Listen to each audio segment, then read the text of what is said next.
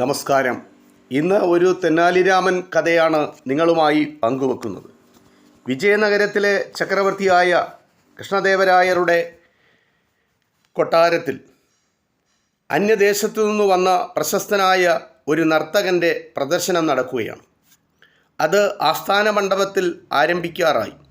കാണികൾ നിറഞ്ഞിരുന്ന് നൃത്തങ്ങൾ കാണാൻ വെമ്പൽ കൊള്ളുകയാണ്. ചക്രവർത്തിയുടെ എഴുന്നള്ളത്തിന് ഇനിയും സമയം അധികമില്ല.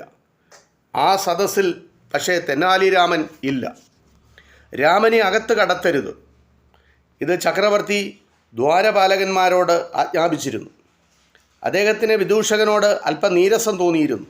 തൽക്കാലത്തേക്ക് മാത്രമായിരുന്നുവെങ്കിലും രാജസദസ്സിലെ അംഗങ്ങളോട് ചക്രവർത്തി ഒന്ന് ശട്ടം കെട്ടിയിരുന്നു. തെനാലിരാമനോട് നൃത്തത്തിൻ്റെ കാര്യമേ മിണ്ടരുതെന്ന്. പക്ഷേ രാമൻ അറിയാത്ത വല്ല കാര്യവുമുണ്ടോ? അകത്തിയെന്ന് നൃത്തം കാണുക തന്നെ, അതായി തെനാലിരാമൻ്റെ നിശ്ചയം. അയാൾ ഒരു കൂസലുമില്ലാതെ നടന്നു എന്ന് ഗോപുരവാതിക്കലെത്തി. ദ്വാരപാലകൻ രാമനെ തടഞ്ഞു. എടോ, ഒരു രഹസ്യം പറയാം, ആരും അറിയരുത് കേട്ടോ. ഞാൻ ആരും കാണാതെ ഒരു മൂലയിൽ പതുങ്ങിയിരുന്നോളാം. മാത്രവുമല്ല, എനിക്ക് കിട്ടുന്നതിൽ പകുതി നിങ്ങൾക്ക് തരികയും ചെയ്യാം. എന്താ, ഇനി എന്നെ കടത്തിവിട്ടുകൂടെ? തെനാലിരാമൻ ആ ദ്വാരപാലകനോട് പറഞ്ഞു. ദ്വാരപാലകൻ രാമൻ്റെ പ്രലോഭനത്തിന് വഴങ്ങി. കിട്ടുന്നതിൽ പകുതി തനിക്ക് തരാൻ മറക്കരുതേ, അയാൾ പറഞ്ഞിട്ട് രാമനെ അകത്തുവിട്ടു. തെനാലിരാമൻ നാടകശാലയുടെ വാതിലിലെത്തി. അവിടെ മറ്റൊരു ദ്വാരപാലകൻ കാവൽ നിൽക്കുന്നുണ്ട്. അയാളെയും തെനാലിരാമൻ മുൻപിൽ പറഞ്ഞതുപോലെ പ്രലോഭിപ്പിച്ചു. അയാളും ഒരു കരാറിന്മേൽ രാമനെ അകത്തുവിട്ടു. കിട്ടുന്നതിൽ പകുതി രാമൻ കൊടുക്കാം എന്നാണ് ആ കരാറിന്മേൽ നടന്ന ചർച്ച. തെനാലിരാമൻ നാടകശാലയിൽ കടന്നു.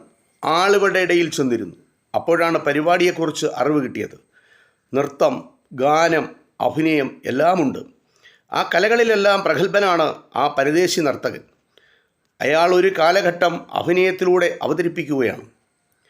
ശ്രീകൃഷ്ണൻ്റെ ബാലലീലകൾ. ഗോപികമാരുടെ ഗൃഹങ്ങളിൽ ചെന്ന് വെണ്ണ കട്ടുതിന്നുകയാണ് ശ്രീകൃഷ്ണൻ. ഒരിക്കൽ ഒരു ഗോപിക മോഷ്ടാവിനെ കണ്ടുപിടിക്കുന്നു. ശിക്ഷയായി അടി കൊടുക്കുന്നു. ശ്രീകൃഷ്ണൻ അടി കൊണ്ടിട്ട് നിന്ന് ചിരിക്കുകയാണ്. കെങ്കേമമായിരുന്നു നർത്തകൻ്റെ അഭിനയം. അഭിനയിച്ചുകൊണ്ട് അയാൾ രാമൻ്റെ അടുക്കലെത്തി. തെനാലിരാമൻ നീണ്ടൊരു വടി കൊണ്ട് ആ നർത്തകൻ്റെ തലയ്ക്ക് ഒരടി. നർത്തകൻ ഇരു കൈയും കൊണ്ട് തൻ്റെ തല പൊത്തിപ്പിടിക്കുന്നു. വേദന സഹിക്കവയ്യാതെ അയാൾ മുറവിളി കൂട്ടുന്നു. കാണികൾ അന്താളിച്ചു. മുഖത്തോട് മുഖം നോക്കുന്നു. ആകെ ഒരു ബഹളം. ഹേ നർത്തക ശിരോമണി, ശ്രീകൃഷ്ണനായി അഭിനയിക്കുകയാണല്ലോ അങ്ങ്. ഗോപികമാരുടെ അടി കൊണ്ടിട്ട് ശ്രീകൃഷ്ണൻ